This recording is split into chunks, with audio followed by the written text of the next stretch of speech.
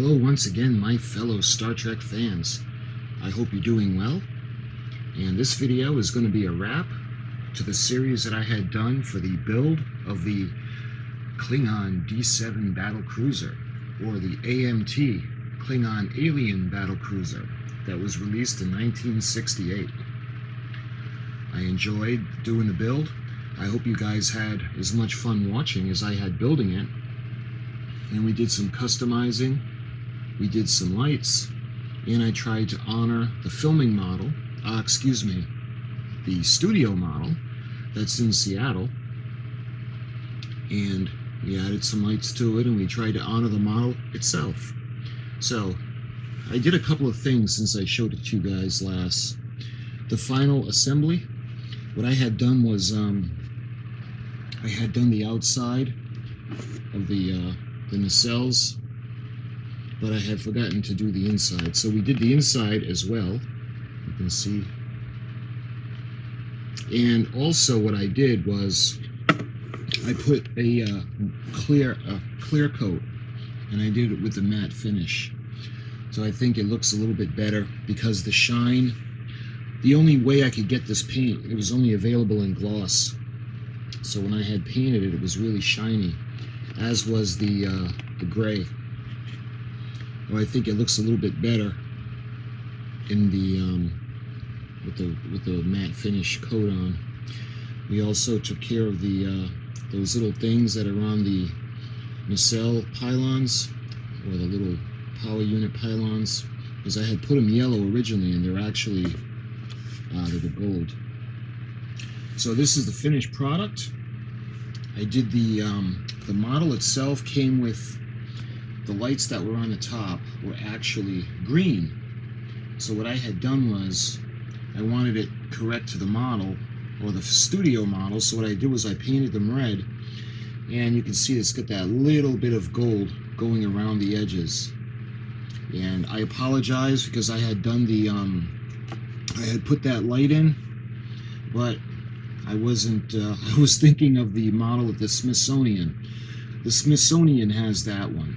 The model in Seattle, the studio model, does not have that green light over there, so that shouldn't be there. That's my mistake. Let me show you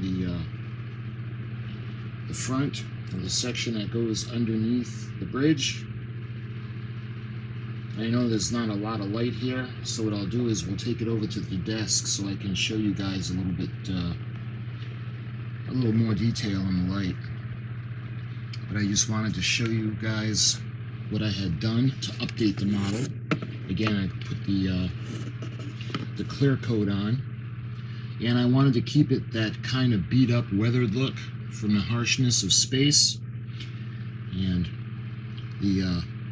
that reflective piece looks pretty cool like that, because I was thinking of lighting it, but that actually looks good.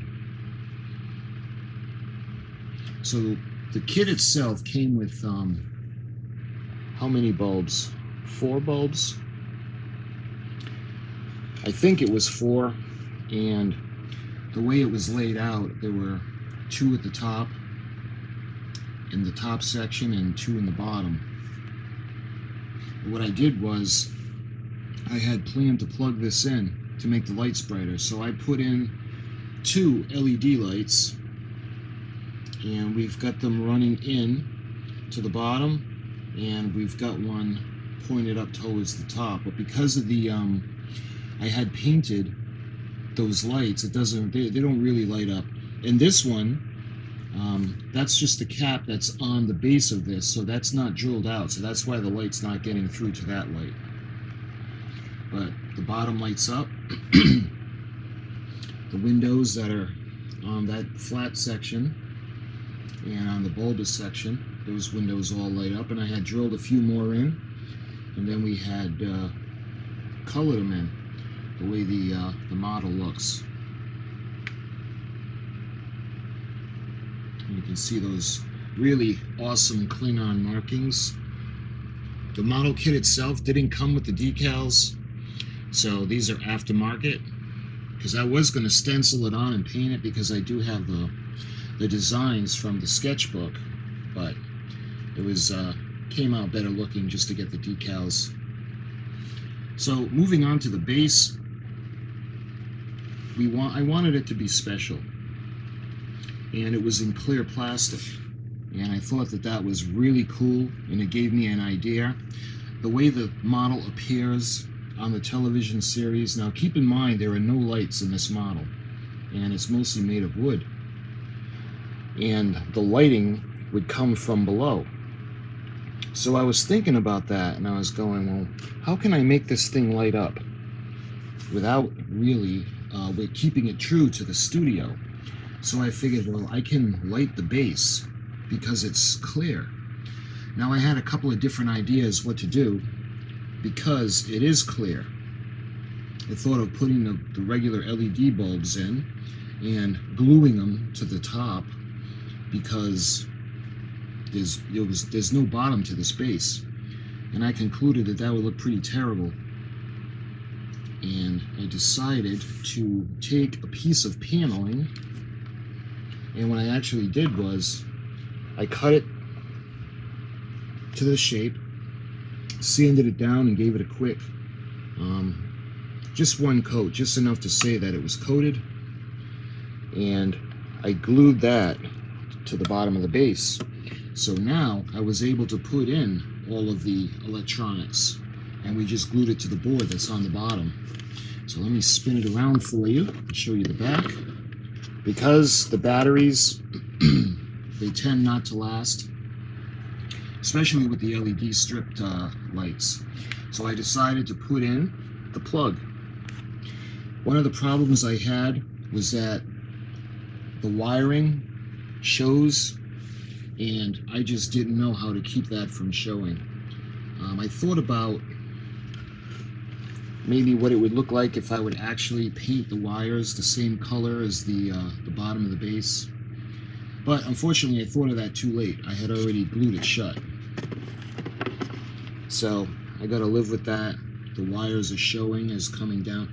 What I was gonna do with the arm was I was gonna bring the wires forward and actually glue them into position, and I was gonna mask it off and put a strip of the color of the base and of the bottom of the ship. But I decided against it. I just didn't want to take away from the model itself. And you can see the impulse deck and where the shuttle bay would be.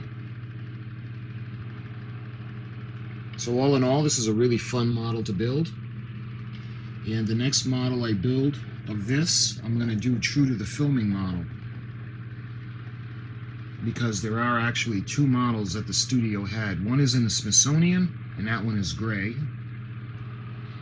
And they have one that's in Seattle, and that one is, it's got that different, almost greenish mint kind of color on the bottom with the gray. And I just love the color. So I decided to do that one just because of the color scheme. I thought it was so cool.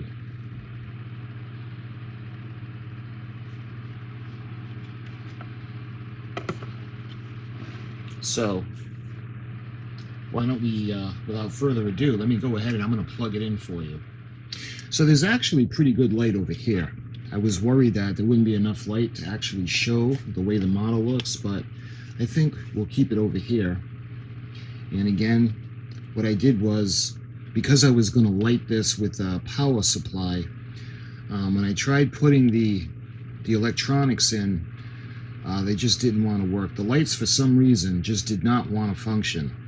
But I left the hardware connected, and the original model had the this part lifting off, so you could replace the batteries, because the battery chambers is right there.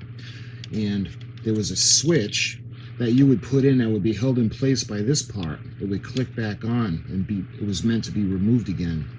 And the switch, when pushed back and forth, the contact would open, shut it off, and when you pushed it the other direction, the contacts would come together and it would light up.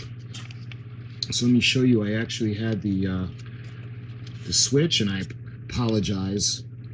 When I had glued it, some of the glue ran. That looks terrible. I guess I overglued it because I was afraid of it coming apart.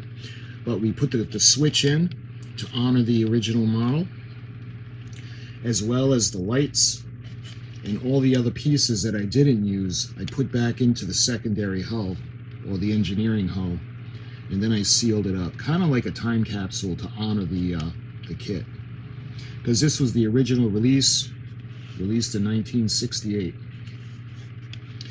And again, we got the wire coming out the bottom because we got the lights. Instead of 4, we used 2 in the bridge section. So let me talk to you guys about what I did for the wiring. I had gotten this. I had gotten a bunch of these actually, just for this occasion. And we've got the end piece that goes on, and I ended up soldering it. And I put electrical tape on it.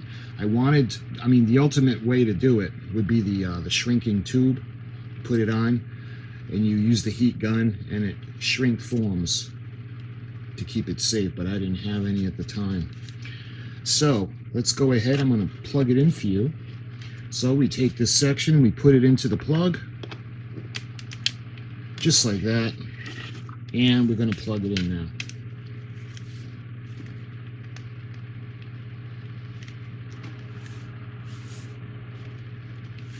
There. I was worried about the bottom or the base being too bright. It is really bright, but when you look at the effect that it has on the bottom of the ship, I mean, I think that's pretty close. The way it looked on screen. The only problem is with the base, it doesn't reach out for the section under the bridge. But I think it's got that cool, ominous glow, that kind of look, the way it did in the series. You can see the lights that are in this the main section where the bridge is. See the windows all lit up.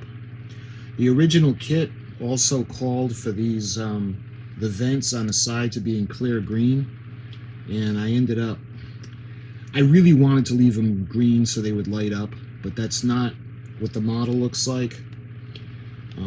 Maybe at some point I would love to get this model, if I ever get the opportunity again, to make it just like it would look out of the box, and that's it, the way it would look in 1968. I do have another one that's, let me show you.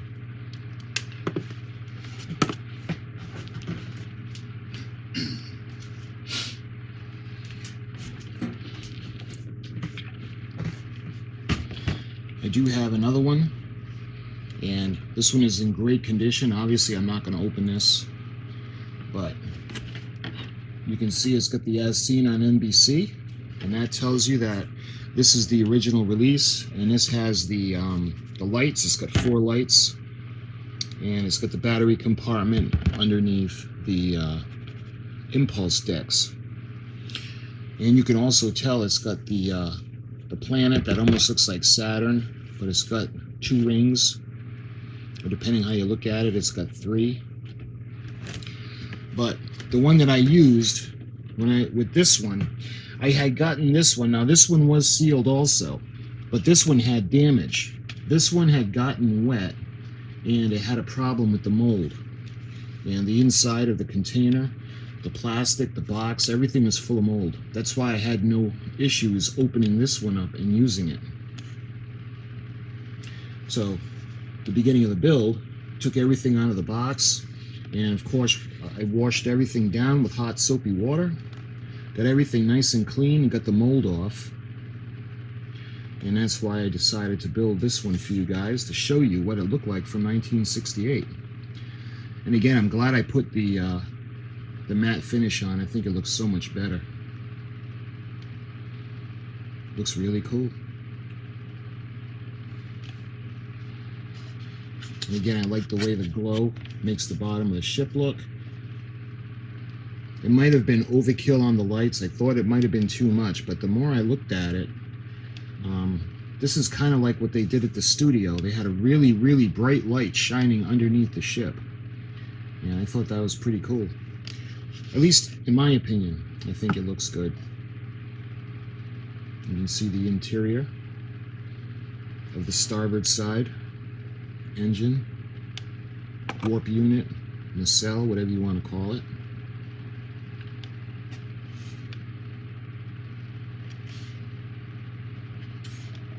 And the stickers just kind of, the decals just kind of brought it right out, giving it that ominous Klingon appearance.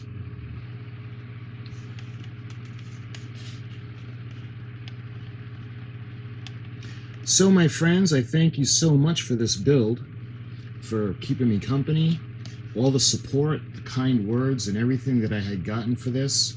Thank you so much. This was really fun. I recently showed you guys the reissue from AMT of the USS Enterprise, and I got a little idea for that one. I had wanted to do it to honor the box and make it look just like on the box, but the saucer section is actually smooth on that model. So I'm thinking, well, we can't do it like that, so I'm going to use an older model kit to make it look like the box. So that'll be another project. But what I'm going to do with the reissue from AMT is, because you can't light the nacelle Bassard collectors because they're solid white, what I'm going to do is I'm going to make the pilot model with that. So I've got a couple of spare parts that I'm going to put in, and we're going to modify that. So that's going to be really fun. So watch for that. And again, I thank you so much for watching, your kind words, and your support. Till my next video, thank you so much for watching. I'll talk to you soon, and kapla!